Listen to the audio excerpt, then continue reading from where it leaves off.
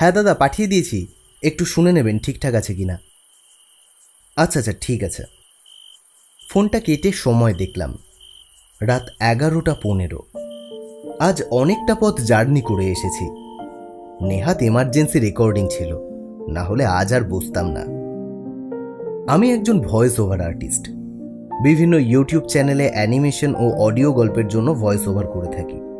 আমার নিজেরও একটা চ্যানেল আছে, সেখানেও মাঝে মাঝে ছোট ছোট ভৌতিক গল্পের পডকাস্ট করে থাকি। তবে সেগুলো গল্প নয়, সবটাই সত্য ঘটনা। তবে সেই গল্পগুলোর সত্যতা আমি যাচাই করতে যাই না। আজ বেশ কয়েকদিন হয়ে গেল আমার চ্যানেলটাতে ভিডিও আপলোড করা হয় না। ভিউয়ার্সরাও কমেন্টে ও ইনস্টাগ্রামে মেসেজ করে ভরিয়ে দিচ্ছে, দাদা নতুন গল্প কবে আসবে। কিন্তু তাদের কি করে বোঝাই আমার স্টক যে শেষ। নতুন কাহিনীর জন্য দরকার নতুন সত্য ঘটনা। এসবই ভাবছি, এমন সময় ফোনটা ডেকে উঠল।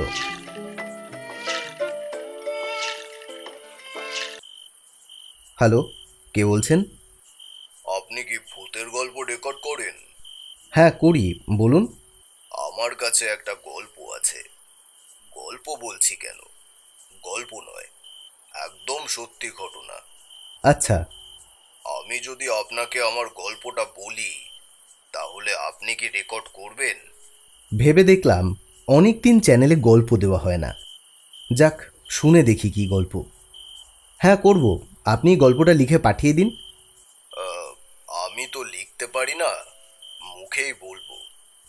আচ্ছা ঠিক আছে, বলুন। এখন নয়, আজ ঠিক রাত 12টার পর আমি আপনার বাড়ি যাচ্ছি। সামনাসামনিই বলবো। আমার বাড়ি আসবেন? কিন্তু এত রাতে কেন? কারণ আমার কাছে সময় খুব অল্প। আমি ঠিক রাত 12টায় আসছি। আহ, ঠিক আছে আসুন। আমার বাড়ির ঠিকানা? বলতে হবে না, ওটাই আমার শেষ গন্তব্য ছিল। মানে? Hello, hello. ফোনটা কেটে গেল। বুঝলাম না, শেষ গন্তব্য ছিল মানে? লোকটার গলাটাও কেমন চেনা চেনা লাগলো। কোনো চেনা কেউ কি আমার সাথে প্র্যাঙ্ক করছে? তাই হবে, না হলে রাত 12টার পর কোনো অচেনা লোক গল্প শোনাতে আসে? ফোনে সময় দেখলাম 11:35। ঘুম পাচ্ছে। বিছানায় গা এলাতেই চোখের পাতা ভারী হয়ে গেল।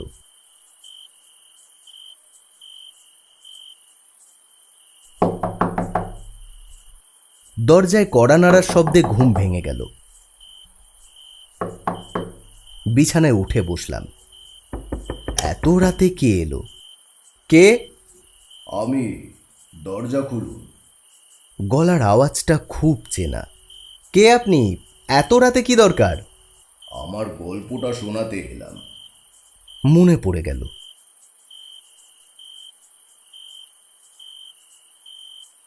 উঠে গিয়ে দরজা খুলতেই চিনতে পারলাম সেই গলার আওয়াজের মালিককে। ইনি তো সেই অটো চালক, যার অটোতে আজ রাতে আমি বাড়ি ফিরেছি। তা আপনি কি করেন? তেমন কিছুই করি না, চাকরির চেষ্টা করছি। আর তাছাড়া বিভিন্ন গল্পে ভয়েস ওভার করে থাকি, মানে ভয়েস ওভার আর্টিস্ট। সেটা কি ভাই? বিভিন্ন লেখকের লেখা নানান গল্প রেকর্ড করে ইউটিউবে আপলোড করা হয়। দেখার জন্য কার্টুন তৈরি করা হয়, শোনার জন্য রেডিওর মতো অডিও গল্প তৈরি করা হয়। আমি সেগুলো রেকর্ড করি। ও আচ্ছা আচ্ছা, বুঝলাম। তা এগুলো করে টাকাও পাওয়া যায়? হ্যাঁ পাওয়া যায়। আমি যদি আপনাকে গল্প বলি, সেই গল্প যদি আপনি বানান, তাহলে আপনিও টাকা পাবেন? হ্যাঁ পাবো। বাহ। কথাগুলো মনে পড়ে গেল। বললাম, আসুন ভেতরে আসুন। ভদ্রলোককে ভেতরে নিয়ে সামনাসামনি চেয়ারে বসলাম। আচ্ছা, আপনি যে ফোনে বললেন যে ভূতের গল্প বলবেন, তা সে তো আপনি আজ অটোতেও বলতে পারতেন, অথবা আগামীকালও বলতে পারতেন। আজ রাতেই কেন বলতে আসলেন? আর তাছাড়া আপনি আমার নাম্বারটাই বা পেলেন কোথা থেকে? আম সরি, একসাথে এতগুলো প্রশ্ন করে ফেললাম, কিন্তু কৌতূহল চাপতে পারছি না। আপনার প্রথম প্রশ্ন, মানে আপনাকে অটোতেই কেন গল্পটা বললাম না, কারণ তখনও আমি ভূতে খুব একটা বিশ্বাস করতাম না। আর তাছাড়া ভূতের তেমন কোনো সত্যি ঘটনা আমার জানা ছিলও না। আপনার তৃতীয় প্রশ্নের উত্তর, মানে আমি আজ রাতেই কেন গল্পটা আপনাকে শোনাতে এলাম, তার উত্তরটা আমি এখন দেব না। সেটা পরে আপনি বুঝে যাবেন। আপনার সুবিধার জন্য ধরে নিন মাঝরাত ভূতের গল্প শোনার জন্য একদম উপযুক্ত সময়। আর তৃতীয় প্রশ্ন, মানে আপনার নম্বর পেলাম আপনার মানি ব্যাগ থেকে। এইটুকু বলে তিনি তার পকেট থেকে একটা মানি ব্যাগ বার করে দিলেন। অটোতে আপনার মানি ব্যাগটা পড়ে গিয়েছিল, সেখানেই একটা কাগজে আপনার নাম্বারটা পেলাম। আমি অবাক হয়ে গেলাম। বললাম, হ্যাঁ, আসলে আমার খুব ভুলো মন, তাই একটা কাগজে আমার ফোন নাম্বার লিখে মানিব্যাগে রেখে দিই। আপনাকে অনেক ধন্যবাদ। আমি মনে হয় আপনার রাতের ঘুমটা নষ্ট করে দিলাম, কিন্তু আজ না আসলে আমার পক্ষে আর আসা সম্ভব হতো না। কেন? সেটা গল্পটা শুনলেই বুঝতে পারবেন। হ্যাঁ, আপনি শুরু করুন। তার আগে একটু চা করে নিয়ে আসি। না না, আমি এখন চা খাবো না। আচ্ছা, ঠিক আছে, বলুন। ভদ্রলোক শুরু করলেন। আপনাকে আপনার বাড়ির সামনে নামিয়ে দিয়ে বাড়ির দিকেই যাচ্ছিলাম। হঠাৎ রাস্তায় দেখলাম একজন মহিলা রাস্তায় দাঁড়িয়ে হাত দেখাচ্ছে অটো থামানোর জন্য। তার শরীর রক্তাক্ত। আমি অটো থামাতে চাইছিলাম না, তবুও কেন জানি না তার সামনে গিয়ে অটোটা নিজে থেকেই দাঁড়িয়ে গেল। আমি বললাম, কি হয়েছে আপনার, কোথায় যাবেন? আমি খুব বিপদে পড়েছি, দয়া করে একটু সাহায্য করুন। কি হয়েছে? অ্যাক্সিডেন্ট, তাড়াতাড়ি চলুন, এখনই হাসপাতালে নিয়ে যেতে হবে। আমি দেরি করলাম না, অটো থেকে নেমে এগিয়ে গেলাম সেই মহিলার সাথে। কিছুটা এগিয়েই দেখলাম সামনে একজন রাস্তার পাশে পড়ে আছে, চারপাশ রক্তাক্ত। দৌড়ে এগিয়ে গেলাম সেদিকে। কাছে গিয়ে বডিটার দিকে তাকিয়েই চমকে উঠলাম। এ কি? এ তো সেই মহিলা যে আমাকে ডেকে আনলো এখানে। বডিটা দেখে বোঝাই যাচ্ছে সে মৃত। এমন সময় কানে এলো, বাঁচান, বাঁচান আমায়, হাসপাতালে নিয়ে চলুন, আমি বাঁচতে চাই। আমি বুঝতে পারলাম এ কোনো সাধারণ ব্যাপার নয়। কোনো দিকে না তাকিয়ে সোজা দৌড় দিলাম আমার অটোটার দিকে। অটো স্টার্ট দিয়ে বাড়ির দিকের রাস্তা ধরলাম, কিন্তু কেমন একটা অস্বস্তি হচ্ছিল। বারবার মনে হচ্ছিল অটোতে কেউ যেন একটা বসে আছে।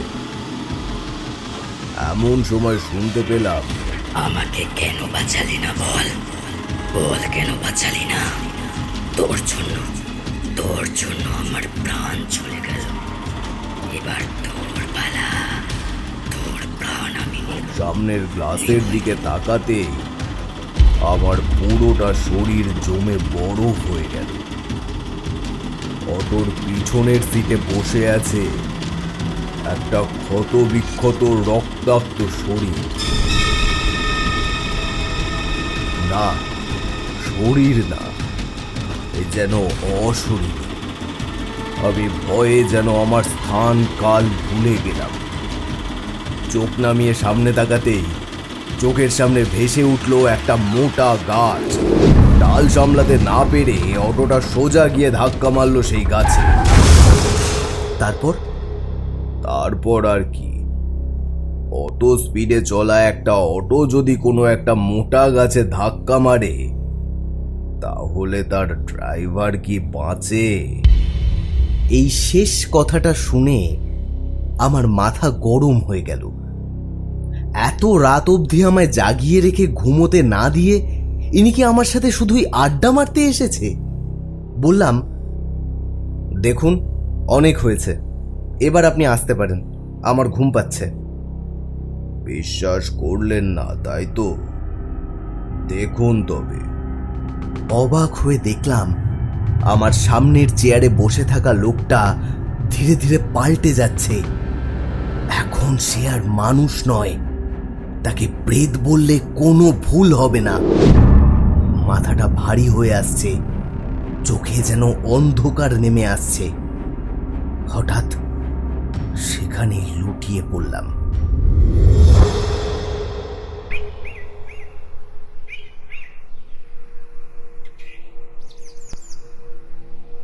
জ্ঞান যখন ফিরল তখন চারিদিকে আলো ফুটে গেছে। বিছানায় পড়ে আছি। উঠে বসলাম, আর সাথে সাথে সব কথা মনে পড়ে গেল। ওটা কি স্বপ্ন ছিল, নাকি সবটাই সত্যি? এমন সময় চোখ পড়ল ল্যাপটপের টেবিলে। আমার মানি ব্যাগটা সেখানে খুব নিশ্চিন্তে শুয়ে আছে। এরপর 3 বছর কেটে গেছে। এই 3 বছরে আমার চ্যানেলে 150টারও বেশি গল্প আপলোড করেছি, তবে একমাত্র ওই গল্পটা বাদে। গল্পটা না হয় না বলাই থাক।